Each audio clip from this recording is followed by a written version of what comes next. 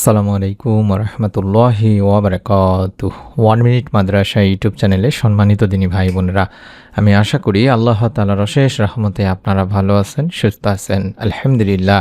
আজ হচ্ছে জিলহজ মাসের 1 থেকে 10 তারিখ পর্যন্ত স্পেশাল এমন 15টি আমল নিয়ে আলোচনা করব, যেটা আপনারা ভুলেও কখনো মিস করবেন না দিনী ভাই বোনেরা। আশা করছি মনোযোগ দিয়ে সম্পূর্ণ ভিডিওটি আপনারা দেখবেন।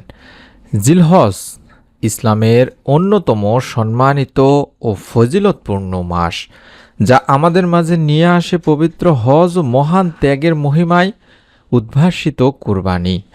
পবিত্র কোরআনে এই মাসের প্রথম 10 রাতকে বিশেষ মর্যাদা দেওয়া হয়েছে। বছরের অন্যান্য সাধারণ দিনের তুলনায় জিলহজের প্রথম 10 দিনের ইবাদত মহান রব আল্লাহ তাআলার কাছে অধিক পছন্দনীয়। আল্লাহ তাআলা সূরা ফজরে এই 10 রাতের কসম খেয়েছেন, যা এর শ্রেষ্ঠত্বের এক অনন্য নিদর্শন। আল্লাহ রাসূল সাল্লাল্লাহু আলাইহি ওয়াসাল্লামও বলেছেন, জিলহজ মাসের প্রথম 10 দিনের নেক আমল আল্লাহর নিকট বছরের অন্য যে কোনো সময়ের চেয়ে বেশি প্রিয় ও সওয়াবের। সহিহ বুখারী শরীফের 969 নম্বর সহিহ একটি হাদিস।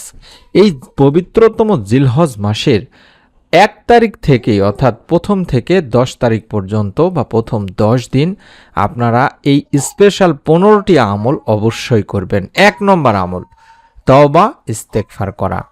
জিলহজ যেহেতু গুনাহ মাফের মাস দিনী ভাই বোনেরা, তাই বিগত জীবনের ভুলের জন্য আল্লাহ তাআলার কাছে একনিষ্ঠভাবে তওবা করা উচিত। তওবা হলো পাপকর্ম থেকে ফিরে এসে আল্লাহর কাছে আন্তরিক ক্ষমা প্রার্থনা করা এবং পুনরায় সেই গুনাহ না করার দৃঢ় অঙ্গীকার করা। এটি একজন মুমিনকে নিষ্পাপ ও নিষ্কলুষ জীবনের পথেও অনুপ্রাণিত করে। আল্লাহ তাআলা ইরশাদ করেছেন, তোমরা তোমাদের রবের কাছে ক্ষমা প্রার্থনা করো, অতঃপর তার কাছেই ফিরে এসো। নিশ্চয়ই তোমার রব অতি দয়ালু ও অধিক মমতাময়। এটি সূরা হুদের 90 নম্বর আয়াতে বলা হয়েছে। 2 নম্বর, জিলহজের প্রথম 9 দিন 1 থেকে 9 তারিখ পর্যন্ত রোজা রাখা। ইসলামের পরিভাষায় বছরের শ্রেষ্ঠ দিনগুলো হলো জিলহজের প্রথম দশক বা 10 দিন। হাদিসে বর্ণিত হয়েছে, রাসূল সাল্লাল্লাহু আলাইহি সাল্লাম জিলহজের প্রথম 9 দিন রোজা রাখতেন। হযরত হাফসা রাদিয়াল্লাহু তাআলা আনহা থেকে বর্ণিত, রাসূলুল্লাহ সাল্লাল্লাহু আলাইহি ওয়াসাল্লাম 4টি আমল কখনো পরিত্যাগ করেননি। 1. আশুরার রোজা। 2. জিলহজের প্রথম দশকের রোজা অর্থাৎ 10 তারিখ ব্যতীত প্রথম 9 দিন রোজা রাখা। প্রতি মাসে আইয়ামে বীজের রোজা অর্থাৎ 13, 14, 15 তারিখ চন্দ্র মাসের, এবং ফজরের সুন্নত নামাজ। এটি সুনানে আবু দাউদ শরীফের হাদিস। 3 নম্বর, আরাফাত দিনের রোজা। জিলহজের প্রতিটি দিনই গুরুত্বপূর্ণ হলেও 9 জিলহজ অর্থাৎ আরাফাত দিন বা আরাফের এই দিনটি বিশেষভাবে ফজিলতপূর্ণ, কারণ এ দিনে দোয়া, দরুদ ও ইবাদতে মশগুল থাকা উচিত। বিশেষ করে এই দিন রোজা রাখার গুরুত্ব অপরিসীম দিনী ভাই বোনেরা। আল্লাহ রাসূল সাল্লাল্লাহু আলাইহি ওয়াসাল্লাম ইরশাদ করেছেন, আরাফাত দিনের রোজার বিষয়ে আমি আল্লাহ তাআলার কাছে প্রত্যাশা রাখি যে তিনি এর মাধ্যমে বিগত 1 বছর এবং আগামী 1 বছরের গুনাহসমূহ ক্ষমা করে দেবেন। সহিহ মুসলিম শরীফের সহিহ হাদিস। সুবহানাল্লাহ, সুবহানাল্লাহ। 4 নম্বর, চুল ও নখ না কাটা। জিলহজের অন্যতম সুন্নত আমল হলো চাঁদ দেখা দেওয়ার পর থেকে কুরবানি সম্পূর্ণ না হওয়া পর্যন্ত নখ, চুল বা গোঁফ না কাটা। এতে হাজিদের সঙ্গে এক প্রকার সাদৃশ্য তৈরি হয় এবং বিশেষ সওয়াব হাসিল হয়। রাসূলুল্লাহ সাল্লাল্লাহু আলাইহি ওয়াসাল্লাম বলেছেন, যখন তোমরা জিলহজের চাঁদ দেখবে, তোমাদের মধ্যে যে ব্যক্তি কুরবানি করবে সে যেন তার চুল ও নখ না কাটে। এটি সহিহ মুসলিম শরীফের সহিহ হাদিস। তাই জিলহজ আসার আগেই প্রয়োজনীয় পরিষ্কার পরিচ্ছন্নতা সেরে নেওয়া উত্তম। যারা কুরবানি দিতে পারছেন না, তারাও এই আমলটি করলে কুরবানির সওয়াব হাসিল করবেন ইনশাআল্লাহ। 5 নম্বর, অধিক পরিমাণে জিকির করা দিনী ভাই বোনেরা। জিলহজ মাসের অন্যতম আমল হলো আল্লাহর জিকির। মহান আল্লাহ বলেন, যেন তারা তাদের কল্যাণের স্থানগুলোতে উপস্থিত হতে পারে এবং নির্দিষ্ট দিনগুলোতে আল্লাহর নাম স্মরণ করে। সূরা হজে বলা হচ্ছে। হযরত আব্দুল্লাহ ইবনে আব্বাস রাদিয়াল্লাহু তাআলা এর মতে আয়াতের নির্দিষ্ট দিন বলতে কিন্তু এই জিলহজের প্রথম 10 দিনকেই বোঝানো হয়েছে দিনী ভাই বোনেরা। 6 নম্বর, নেক আমলের প্রতি যত্নবান হওয়া। এই দশকের প্রতিটি মুহূর্তই মূল্যবান, তাই ফরজ ইবাদতগুলো সময় মতো আদায়ের পাশাপাশি সব ধরনের পাপাচার থেকে নিজেকে দূরে রাখতে হবে। আল্লাহর নৈকট্য লাভের জন্য নফল ইবাদত এই সময় বিশেষ ভূমিকা রাখে। হাদিসে কুদসিতে আল্লাহ তাআলা বলেন, আমার বান্দার নফল ইবাদতের মাধ্যমে সর্বদা আমার সান্নিধ্য লাভ করতে থাকে, এক পর্যায়ে আমি তাকে আমার প্রিয় পাত্রে পরিণত করি। সহিহ বুখারী শরীফের সহিহ হাদিস। 7 নম্বর তাকবীর, তাহমিদ ও তাহলিল পাঠ করা। জিলহজের দিনগুলোতে বেশি বেশি তাহলিল বা লা ইলাহা ইল্লাল্লাহ, তাকবীর অর্থাৎ আল্লাহু আকবার এবং তাহমিদ অর্থাৎ আলহামদুলিল্লাহ পাঠ করার বিশেষ নির্দেশ রয়েছে। রাসূলুল্লাহ সাল্লাল্লাহু আলাইহি সাল্লাম বলেছেন, তোমরা এই 10 দিনে তাহলিল, তাকবীর ও তাহমিদ বৃদ্ধি করো বা বেশি করে পড়ো। সুনানে আহমদের একটি হাদিস দিনী ভাই বোনেরা। এবং 8 নম্বর তাকবীরে তাশরিক আদায় করা। 9 জিলহজ ফজর থেকে 13 জিলহজ আসর পর্যন্ত এই 5 দিন মোট 23 ওয়াক্ত ফরজ নামাজের পরে একবার তাকবীরে তাশরিক পড়া বা বলা প্রত্যেক প্রাপ্তবয়স্ক মুসলিমের উপর ওয়াজিব। আর তাকবীরটি হলো আল্লাহু আকবার, আল্লাহু আকবার, লা ইলাহা ইল্লাল্লাহু, আল্লাহু আকবার, আল্লাহু আকবার, ওয়ালিল্লাহিল হামদ, এভাবে পড়া। নামাজ জামাতে হোক বা একাকী, এই তাকবীর পাঠ করতে হবে দিনী ভাই বোনেরা।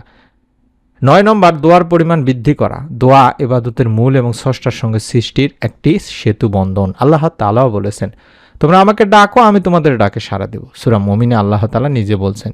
তাই জিলহজের প্রথম 9 দিন যারা রোজা রাখবেন তাদের জন্য ইফতারের পূর্ব মুহূর্ত দোয়া কবুলের এক বিশেষ মুহূর্ত বা সময় দিনী ভাই বোনেরা। এছাড়া বছরের শ্রেষ্ঠ দিন হিসেবে এই সময় বেশি বেশি দোয়া বা মুনাজাত করা বাঞ্ছনীয়। 10 নম্বর সামর্থ্যবান হলে হজ করবেন বা হজ করা। হজ ইসলামের পঞ্চম স্তম্ভ এবং একটি শারীরিক ও আর্থিক ইবাদত। জিলহজ মাসেই ইসলামের এই মহান রোকনটি পালন করতে হয়। সামর্থ্যবান ব্যক্তির উপর জীবনে একবার হজ করা ফরজ। হজের মাধ্যমে মানুষ পাপমুক্ত হয়, নতুন জীবনে প্রেরণা পায়। আল্লাহ রাসূল সাল্লাল্লাহু আলাইহি সাল্লাম বলেছেন, মাবরুর হজ তথা কবুল হজের প্রতিদান জান্নাত ছাড়া আর কিছুই নয়। সুবহানাল্লাহ, সুবহানাল্লাহ। বুখারী শরীফের সহিহ হাদিস। 11 নম্বর সামর্থ্য থাকলে কুরবানিও করবেন। কুরবানি আল্লাহর নৈকট্য সন্তুষ্টি অর্জনের একটি মহান ইবাদত, যা সামর্থ্যবান মুসলমানের উপর ওয়াজিব। এটি মূলত হযরত ইব্রাহিম আলাইহিস সালামের মহান ত্যাগের স্মৃতি বহন করে। রাসূলুল্লাহ সাল্লাল্লাহু আলাইহি সাল্লাম বলেছেন, কুরবানির দিনে পশু কুরবানি করার চেয়ে অন্য কোনো আমল আল্লাহ তাআলার নিকট অধিক প্রিয় নয়। কিয়ামতের দিন এই কুরবানিকে তার শিং, পশম, খুর সহ উপস্থিত করা হবে। আর কুরবানির রক্ত জমিনে পড়ার আগেই তা আল্লাহর নিকট কবুল হয়ে যায়। সুতরাং তোমরা সন্তুষ্ট চিত্তে কুরবানি করো। এটি জামিয়া তিরমিজি শরীফের হাদিস। 12 নম্বর আত্মীয়তার সম্পর্ক জোরদার করবেন, বজায় রাখবেন। ইসলামে আত্মীয়তার সম্পর্ক বজায় রাখা ঈমানের অপরিহার্য অংশ। এটি রিজিক ও আয়ু বৃদ্ধি করে এবং জান্নাতের পথ সুগম করে। জিলহজ মাসে এই বন্ধন আরও মজবুত করা উচিত। এ কারণেই কোরবানির গোশতের একটি অংশ আত্মীয়দের মাঝে বন্টন করা মুস্তাহাব। রাসূল পাক সাল্লাল্লাহু আলাইহি সাল্লাম কঠোর হুঁশিয়ারি দিয়ে বলেছেন, আত্মীয়তার বন্ধন ছিন্নকারী জান্নাতে প্রবেশ করবে না। সহিহ বুখারী শরীফের সহিহ হাদিস। 13 নম্বর গুনাহ থেকে বেঁচে থাকা। পবিত্র এই দিনগুলোতে ইবাদতের সওয়াব যেমন বেশি, গুনাহের লিপ্ত হওয়ারও তেমনি ভয়াবহ। পরকালীন মুক্তি ও জান্নাত লাভের প্রধান শর্তই হলো পাপাচার বর্জন করা দিনী ভাই বোনেরা। আল্লাহ তাআলা ইরশাদ করেছেন, তোমরা প্রকাশ্য ও গোপন সকল গুনাহ ছেড়ে দাও। যারা গুনাহ করে শীঘ্রই তাদেরকে তাদের কৃতকর্মের শাস্তি দেওয়া হবে। এটি সূরা আমি আল্লাহ রাব্বুল আলামিন নিজে বলছেন। তাই আপনাদের কাছে অনুরোধ করছি, যারা গুনাহ করছেন, আজকে গুনাহ করা খুবই সহজ। মোবাইল হাতে যে কোনো মুহূর্তে আমরা ফেসবুকে বা বিভিন্ন জায়গায় যখন স্ক্রল করতে করতে দেখি কোনো অশ্লীল চলে আসে। তাই চেষ্টা করবেন যতটুকু পারা যায়, অনিচ্ছাকৃতভাবে যদি আসে সেটার বিষয় আলাদা, যত দূর তো পারা যায় আপনার মধ্যে যেন এরকম কোনো চিন্তা না থাকে ইচ্ছাকৃতভাবে আপনি গুনাহেতে জড়ায় যাচ্ছেন। আমি আমার সম্মানিত দিনী ভাই বোনদেরকে অনুরোধ করে বলবো, আপনি যদি গুনাহ করেন, এর কৃতকর্মের ফল, এই কাজের শাস্তি আল্লাহ তাআলা আপনাকে দেবেনই দেবেন। 14 নম্বর সৎ কাজের প্রতিযোগিতা করা। জিলহজের এই মহিমান্বিত দিনগুলোতে মুমিনের উচিত কল্যাণকর কাজে একে অপরের চেয়ে এগিয়ে যাওয়ার চেষ্টা করা। এটি ঈমানি শক্তি বৃদ্ধির অন্যতম উপায়। আল্লাহ তাআলা নির্দেশ দিয়েছেন, সুতরাং তোমরা কল্যাণমূলক কাজে প্রতিযোগিতা করো। এটি সূরা বাকারাতে আল্লাহ তাআলা নিজে বলছেন। যেমন দান সদকাতে, অসহায়কে সাহায্যতে, দ্বীনি কাজে অংশগ্রহণের মাধ্যমে আমরা এই প্রতিযোগিতায় শামিল হতে পারি। এবং সর্বশেষ ঈদের নামাজ আদায় করা। 10 জিলহজ মুসলিম উম্মাহের জন্য আনন্দের দিন। এই দিন শুকরিয়া স্বরূপ 2 রাকাত ঈদুল আজহার নামাজ জামাতের সঙ্গে আদায় করা ওয়াজিব। এটি মুসলিম ভ্রাতৃত্ব এবং ঐক্যের একটি প্রতীক। ওজোর বা কারণ না থাকলে এই নামাজ খোলা ময়দানে বা ঈদগাহে আদায় করাও সুন্নত। আমি আশা করছি আমার সম্মানিত দিনী ভাই বোনেরা যারা এই ছোট্ট ভিডিওটি দেখলেন তারা অবশ্যই এই জিলহজ মাসের 1 থেকে 10 তারিখ পর্যন্ত অত্যন্ত গুরুত্বপূর্ণ এই 15টি আমল আপনি নিজে জানলেন, আপনি এর উপর আমল করবেন, আপনার নিকট আত্মীয় স্বজন কাছের মানুষজন যারা আছে তাদেরকেও জানিয়ে দেবেন এবং নিয়ত করবেন আল্লাহ যেন আপনাকে পরিপূর্ণ হক আদায় করার তৌফিক দান করেন।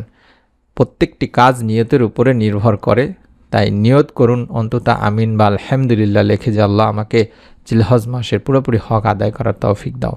যারা এখন পর্যন্ত আমাদের চ্যানেলের একজন সম্মানিত ভিউয়ার্স বা দর্শক হন নাই ভিডিও দেখার, আজ প্রথম দেখছেন, হঠাৎ করে পেয়ে গেছেন, তারা এইরকম যখনই নতুন আমলের ভিডিও দেব, জিলহজ মাসের ফজিলতপূর্ণ আমলের ভিডিও দেব, তখনও যেন দেখতে পান, পেয়ে যান, মিস না করে ফেলেন, খোঁজার প্রয়োজন যেন না হয় সার্চ দিয়ে। তার জন্য এই সাবস্ক্রাইব লেখাটি আমাদের এই ভিডিওটি চলা অবস্থায় নিচে তাকালে দেখতে পাবেন, সেম বাটনটি আছে, একবার চাপ দিয়ে রেখে দিন, আমি যেভাবে চাপ দিলাম। আশা করছি আপনার কাছে নতুন ভিডিও আমরা দেওয়া মাত্রই দেখতে পাবেন আজকের মতো ইনশাল্লাহ। আল্লাহ রব্বুল আলামিন আমাদের সকলকে এই জিলহজ মাসের আমলের উসিলায় মাফ করে দিন, দুনিয়া আখিরাতে শান্তি দান করুন, আমাদের যত আত্মীয় স্বজন কবরে আছেন তাদেরকে মাফ করে দিন, আমিন। আসসালামু আলাইকুম ওয়া রাহমাতুল্লাহি ওয়া বারাকাতুহু।